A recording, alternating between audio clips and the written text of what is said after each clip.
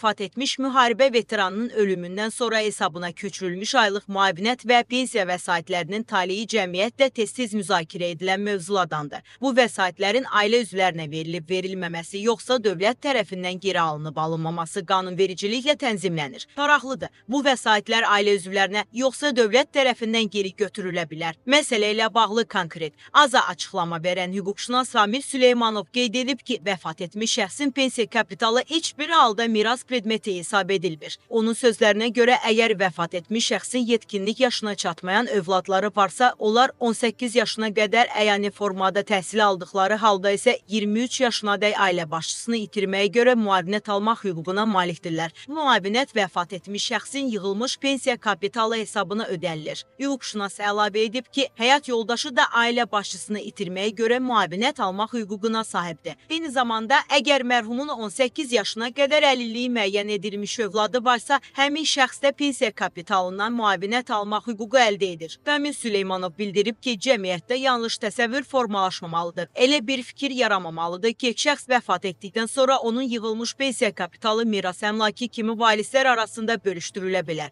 Bu qətiyyən belə deyil. Qanunvericilikdə bu məsələlər açıq və aydın şəkildə tənzimlənib. Heç bir halda pensiya kapitalı miras predmeti hesab edilmir. Hüquqşünas qeyd edib ki, bəzi xarici və qonşu ölkələrdə fərqli praktika mövcuddur. Həmin ölkələrdə vəfat edən şəxsin pensiya kapitalı miras kimi varislərə verilər və ya şəxs sağlığında bu vəsaitdən şəxsi əmlaki kimi istifadə edə bilər. Ancaq Azərbaycanda bu model tətbiq olunmur. Beləliklə, vəfat etmiş müharibə veteranının ölümündən sonra hesabına köçürülmüş pensiya və müavinət vəsaitləri yalnız qanunla müəyyən edilmiş şəxslərə ailə başçısını itirməyə görə müavinət hüququ olan üzvlərə ödənilə bilər. Başqa hallarda isə bu vəsaitlər miras hesab edilmir.